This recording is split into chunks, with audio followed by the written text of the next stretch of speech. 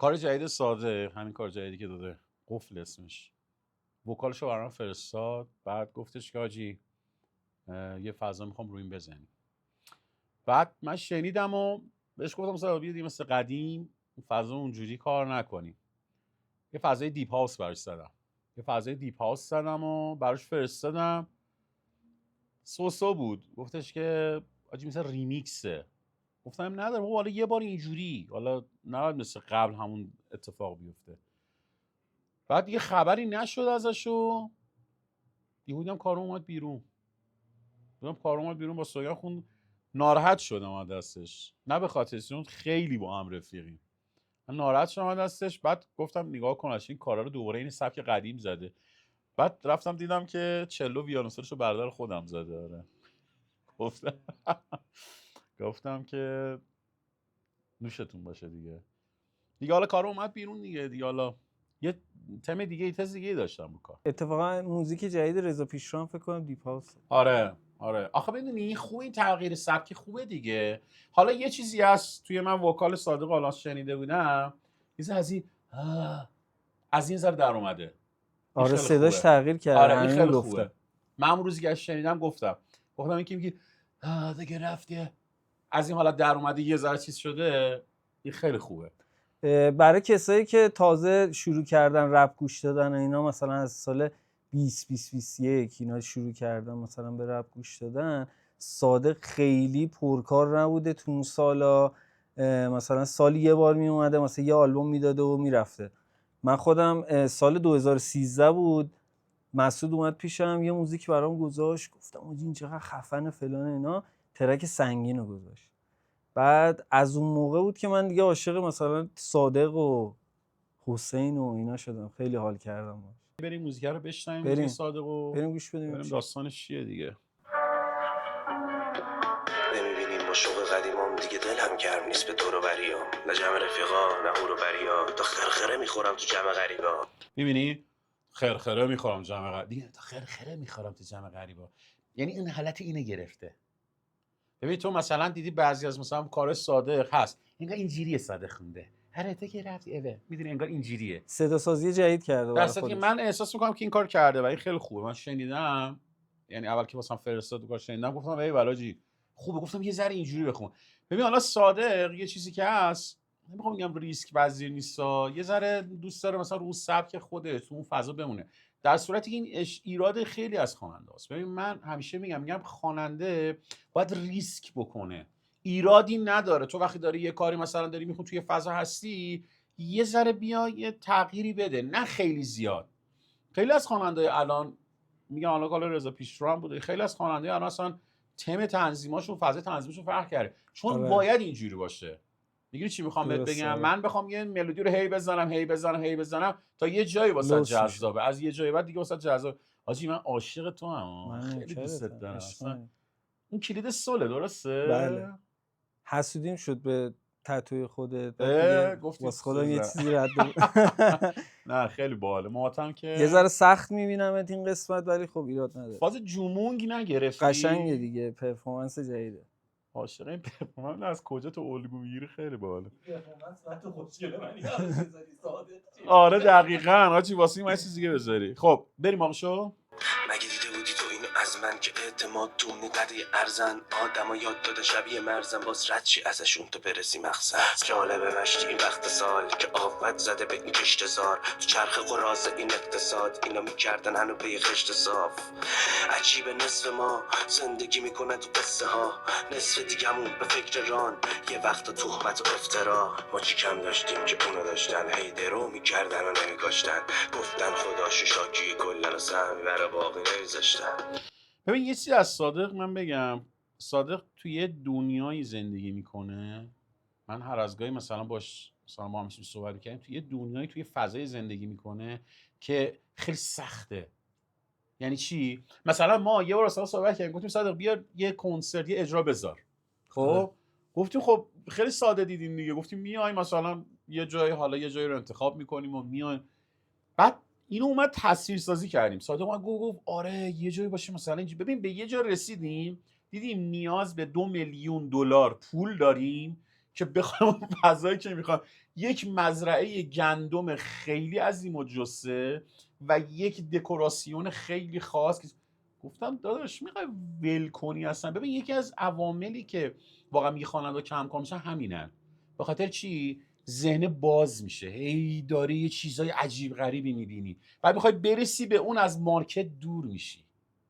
میگی چی میخوام بهت بگم؟ مثلا من شده میخوام یه ملودی بسازم، مثلا ملودی ها رو هی دارم بهش گیر میدم، هی میگم نه اینو باید اینجوری کنم، بعد همین داره من هی دور میکنه از مارکت. وسواس زیاده یا پرش ذهنیه؟ ببین نظر شخصی میاد وسط.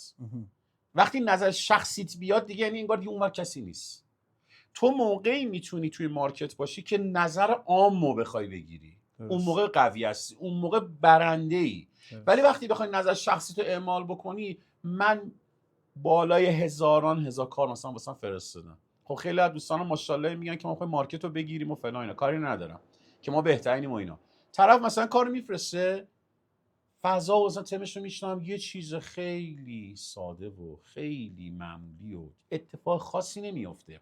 چرا؟ چون میاد مارکت رو نگاه کنه، میگه مارکت خیلی راحته، خیلی آسونه، کاری نداره، من اینو مثلا 2 دقیقه مینویسم. دست این شاید هم بنویسه ها، ولی همون ساده نوشتنم خودش لم داره.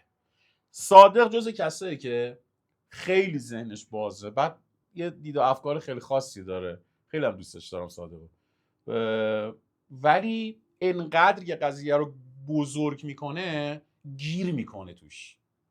میگیری چی میخوام بهت بگم؟ مثل اینکه آقا شما الان میخوای از در بری بیرون، خب این در وا میکنی، من که بشی تصدیق کنم خب این دره یه آهن اومده روش، بعد من باید دیوارو خراب، ببین یه جور دارک میکنه قضیه. اصلا ببین نمیتونی بری بیرون چون گیر میکنی، چون خودت تو ذهن خود ورشی همین ساختی. خیلی از خوانندگان دقیقاً همین داستانو دارن. حالا بریم واقعا گوش بکنیم. من دلخورت توی برد، تو گلافه من سخت، با این حال هنوز خونم دلاز با روح که تو کردی پر زخم. لا این همه لاشخور و تو ببینم من بد بودم و نه تو، اما کشتی منم و تو اینا خدا، او غرق شدن میادش با شما، حاجی دیدن سختی منظره بود وقتی پشت. زیر این یه چلو ویولنسله، چیزی که من به صادق گفتم آجی دیگه از این فضا بیایم بیرون، یه چلو ویولنسل نزن. دیدم دوباره تو این کار استفاده کرده. گفتم ای بابا، دوباره استفاده گرفتم، نگاه کردم، والا به داداشم الان پی ام میدم که بگم آفرین داداش که رفتی دوباره این کارو. شاید از هرست گفته اماد بره بزنه. شاید. صادق جان برو بریم. زارا و پنجره بود، من ترسیدم از خدا، تو فقط دستش زمان یه اسلحه بود. سر نزنید بهم قفلم تو خودم، من این ما رو توی افرش میکنم، من به جمع تو ها یاد میدم، من گوهم که تو رو محکم میکنم. اینجا قلمر که دست گرفت، ورس پدرشو از ما پس گرفت، که نقشه چل بود با جست فیک، مگه سکس آخه میده به یک کل کیف. صبر داشته باش، یکم دیگه میشیم خلاص. چیزی که سوگن توی وکالش استفاده کرده، ما یه استفاده داریم به اسم گلیساندو. گلیساندو یعنی چی؟ روی سازهای ذهی مثلا میگه نه، یه همچین صدایی داره، یعنی تو دست تو روی سیم میکشی نه. سوگن دقیقا ما تو وکالش همین استفاده کرده.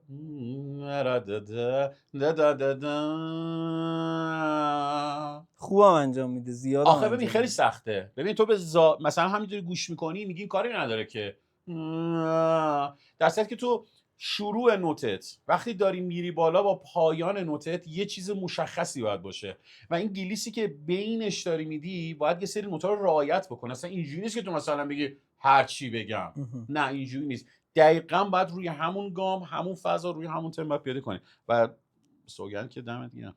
آره. داشته باش که این نقاب، که این لباس قبار نیست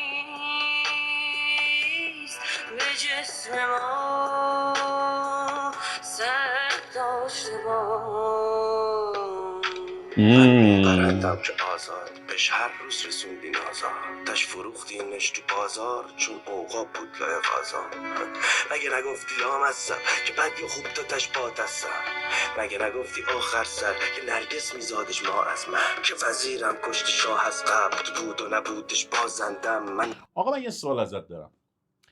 خب تو صادقو میشناسی، آره. گوش دادی، یهو اگه یه فضای دیگه ازش بشنوی چی میگی؟ خب ببین من فضای جدید رو دوست دارم. مثلا صادق یه المان پرنده داره، پرنده بال اینا، خب از اون استفاده کرده. کلا خب بال که اصلا دوست داره راجبش ساره. آره عاشق راجبش باله. اصلا یه بال آلبوم هم جوجه. داده بود. بعد المان خدا با خدا حرف میزنه یا مثلا حرفاشو مثلا یه جور خاصی با خدا میزنه، مثلا یه موقعی شاکی ازش. خب اینا رو داره توی این ترکش هم آورده، ولی خب یه فضای جدید هم آورده، به نظرم بد نیست. خب دوست نه دارم. مثلا تو یه دفعه مثلا خب این تم صادقو داری میشنوی، خب یهو ببینی مثلا یه فضای دیگه خونده. ببین من آدم تعصبی نیستم، بهم بچسب موزیک حمایت میکنم خب ازش. یعنی ببین اینو میخوام بهت بگم، این چقدر خوبه که واقعا اینو حالا دارم میگم روی صحبتم با مخاطبای عزیزه، به خاطر اینکه یه وقتی ما انقدر خیلی تعصب داریم روی خواننده رو نمیذاریم پیشرفت کنه. آره میگی چی میخوام بگم؟ میگی نه اینجوری نخونی یا نه این کارو نکنی یا نکنه تو یه دفعه بری اون سبکی و نه آقا گند زدی خراب کردی. یعنی خواننده اینجوریه چیکار کنم؟ وای من چون ببین پشت صحنه تمام این داستانا رو دیدم، خواننده‌ای که مثلا یهو درگیر میشن، دو به شک یارو داره فکر میکنه میگه این کار بدم ندم فلان نکن. خیلی جالبه. من یه دونه کار حسین، یه کار دیسلاو بود، حالا نمیخوام زیاد باز کنم این قضیه رو، خوند برام. ببین انقدر قشنگ بود این کار، ولی حسین کار نکرد. گفت حاجی من باز دیسلاو نیستم، واقعا هم نیست، سبک من بازش گنگه و اصلا استایل خاص خودش رو داره. ولی ببین اینو میخوام بهت بگم، انقدر قشنگ بود که من گفتم حاجی این کار بکن. میدونی یعنی بهش گفتم این کار بکن. مخاطب خیلی میتونه روی خواننده تاثیر بذاره. آخه علی یه چیزم هست، خواننده سلیقه مخاطبش رو میدونه، یهو بخواد بره یه جایی که چرا بدونه سوگند این جدیده کارو ولی کرد؟ سلیقه آقا مخاطبش. سوگند چرا این کارو کرد؟ سوگند یه دفعه زد چند تا کار 6 8 خون. چرا یه دفعه فاز سنتی گرفت؟ مگه آرنبی نمیخون؟ مگه الگوی خیلیا نبود؟ جرأت کرد، تغییر کرد. الان چقدر دوستش دارن؟ چه اتفاقی افتاد؟ رفت مسیر رو گفت عوض میکنم. مخاطب جدید گرفت. آره مخاطب جدیدی. قبلی هم گفتن سوگنده دیگه. میگیری چی میخوام بهت درست. بگم؟ حرف من اینه یه جایی به بعد خواننده باید جرأت بکنه که تغییر بکنه. آقا شما یه مسیر رفتی، دمت گرم، همه برات دست دادن، هورا کشیدن، یه بار بیا اینوری، یه بار برو اونوری، نه از اولا. من بوده خواننده اومده مثلا چند تا سب گفتم آقا این به تو خیلی نزدیکه، چی میفته؟ این به تو خیلی نزدیکه، این کار اینو بخون چشم، بعداً بیا اون سب کار رو هم بخون. پس ببین مخاطب خیلی میتونه تأثیر بذاره رو خواننده، یعنی میتونه کمکش بکنه که یه ذره بالا پایین شه. آقا این بچه لایک و کامنت و سابسکرایب یادتون نره، از هایپ استفاده کنین، انرژی میگیرین، زنگوله بالا رو بزنید که ما جون بگیریم. هایپ چیه داستانش؟ هایپ قابلیت جدیده به یوتیوب اضافه شده. آره. اینقدر نمیدونم راجع به سوشال مدیا رفقا، اینقدر نمیدونم. خب یه ذره دیگه از این مونده، این رفت جلو، بذار من اینجا بشنوم یه بار. کافیه انگار بستشونه، به نتیجه رسیدن حقشونه، حق نمیدن به شرمشونه. من نصیحت نیستم دردم داداشی. ببین دوباره دو جا داشت میرفتا، این نصیحت این دردشون، بعد گرفتش گفت نه دقیقا میدونم تو ذهن چی میذاره آقای صادق وایدی، دقیقا به تو ذهن چی میذاره. چون ببین دقیقا این داشت میرفت که رفته یه دفعه دوباره گرفتتش. این به نظر من یه اتفاق خیلی خوبه، اینکه یه خواننده فقط صادق کار نمیکنه دیگه، چیکارش کنه؟ ان شاء الله پرکارتر ببینیم. آره کار نمیکنه. من بگم بالای 10 تا کار زدیم مثلا با هم اومده صادق گفت ای والاجی خوبه، خداحافظ، خوبه، عالیه حاجی، این می‌نویسم، رفت، خدا نگهدار. یه ذره ولی دل خورم دستش. خب اوکی بشنویم اینو. فستون تو جنگم باهاش، شاید درست شاید غلط، بخشیدم هرچی قلبم جا داشت. کل اشکار گریه کرد، اون چشمی که دیده شو هدیه کرد، به بیچشم روی مثل تو، به بیچشم روی مثل من. ببین من همیشه عادت دارم توی قسمت مثلا کوراس مثلا 2 تا وکال دیگه یه جوره، بعضیا همونو ور میدارن، پارت یک و همونو کراس کپی میکنن میذارن. من این کار نمیکنم. من به خواننده میگم یه بار دیگه بخون. چرا؟ چون یه دفعه میری دومی یه حسی دیگه در میاد. بعد دومی زاده پارت دوه. یعنی چی؟ تو پارت یک و یه چیز خوندی، خب اون رسیده به محصلش که باید اجرا بکنی. پارت دو رو چون داری یه مدل دیگه میخونی، کراسش رو یه مدل دیگه اگه اجرا بکنی، میدونی این یه ذره فرق خیلی قشنگتره به نظرم. حسش خیلی بهتره. مثلا با داستان کپی پیست مشکل دارم آجی.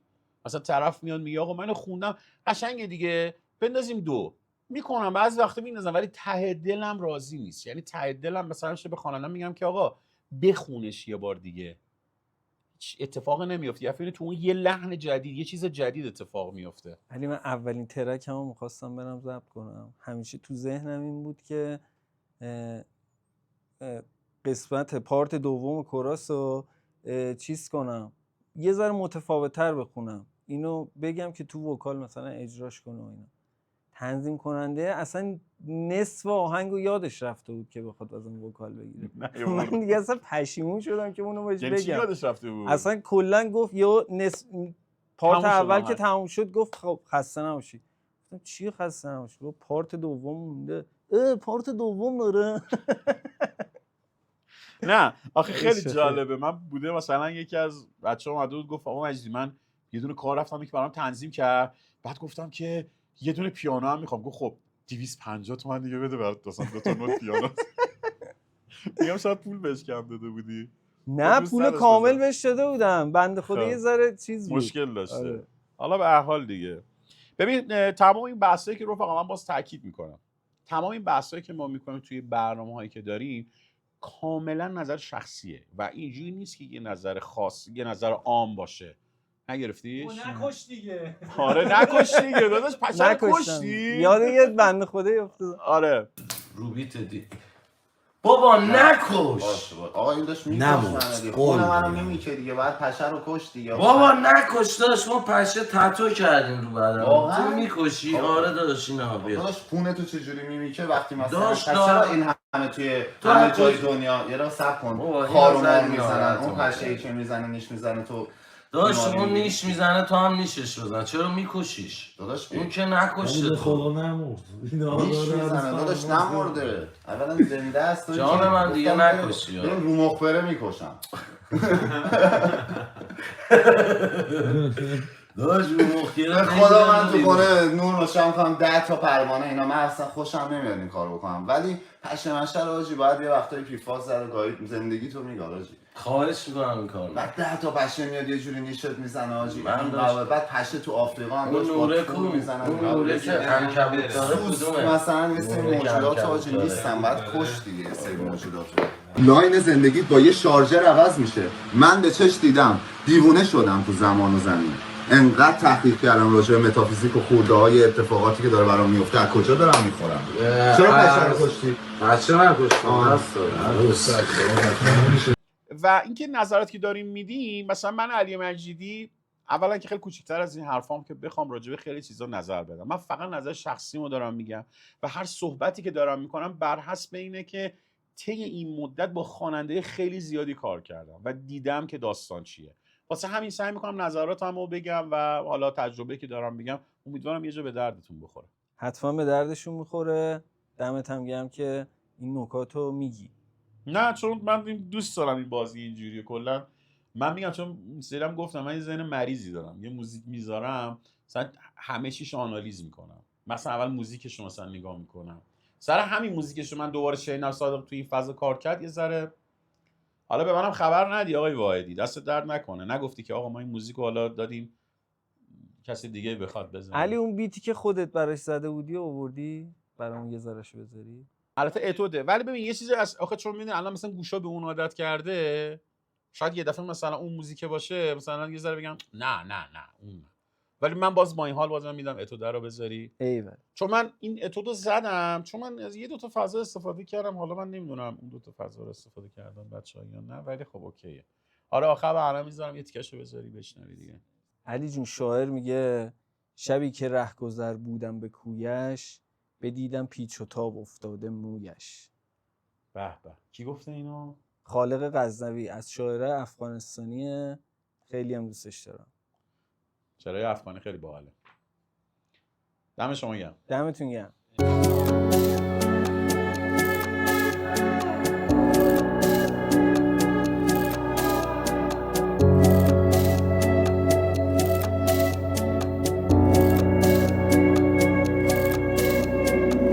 نمیبینی عاشق قدیمام دیگه دلم گرم نیست به طور وریام، نه جمع رفیقا نه هورو بریا، تا خرخره میخورم تو جمع غریبا. مگه دیده بودی تو اینو از من که اعتماد تو قده ارزن، آدم یاد داده شبیه مرزن، باز رد چی ازشون تو برسی مخزن. جالبه مشتی این وقت سال که آفت زده به این کشتزار، تو چرخ قراز این اقتصاد اینا میکردن هنو به خشت صاف. عجیبه نصف ما زندگی میکنه تو قصه ها، نصف دیگمون به فکر ران، یه وقتا تهمت و افترا. ما چی کم داشتیم که اونو داشتن، هی درو میکردن و نمیگاشتن، گفتن خدا شاکی کلن و سهمی برا باقی نمیذاشتن. من دلخوره توی برد تو گلافم من سخت، با این حال هنوز خونم دلاز با روحی که تو کردی پر زخم. لا این همه لاش برو تو ببینم من بد بودم و نه تو، اما کشتی منم و تو اینا خدا بغرق شدن میادش با شما. آجی دیدن سختی منظره بود وقتی پشت هزار و پنجره بود، من ترسیدم از خدا تو فقط دستش زمانی اسلحه بود. سر نزنید بهم قفلم تو خودم، من این ما رو توی حفرش میکنم، من به جمع توها یاد میدم، من کوهم که تو رو محکم میکنم. اینجا قلم هرکی دست گرفت ورس پدرشو از ماها پس گرفت، یه نقشه چک بود باشه فیک، مگه سکس آخه میده به یه جنده کیف.